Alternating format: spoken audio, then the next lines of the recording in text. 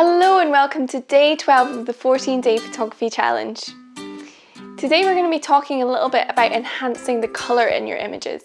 Now we've already talked about how to use some basic adjustments such as highlights and shadows and contrast.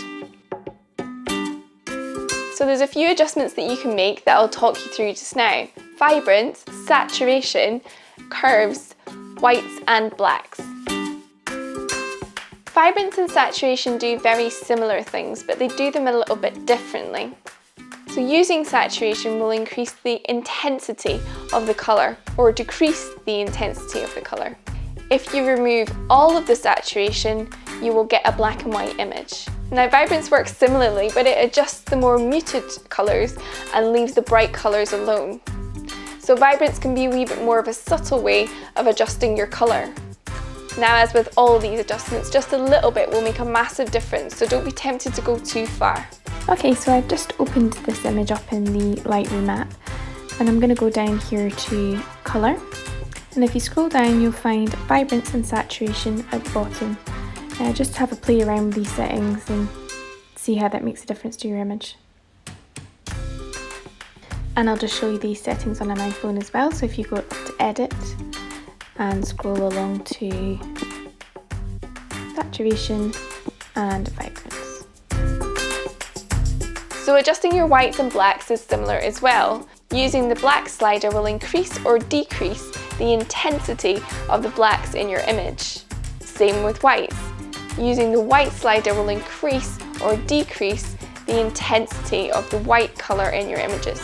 Okay, now I'm back in the Lightroom app, and if we go into light here and we scroll down, we'll find whites and blacks here. See what that does. So it's adjusting the whites in the image, and this one is adjusting the blacks. And on the iPhone, if you scroll along to black point, you can adjust the blacks. Okay, so we're back in the Lightroom app, and I'm just going to quickly introduce curves to you. So if you go into light and click on curve here, this will open up the tonal curve.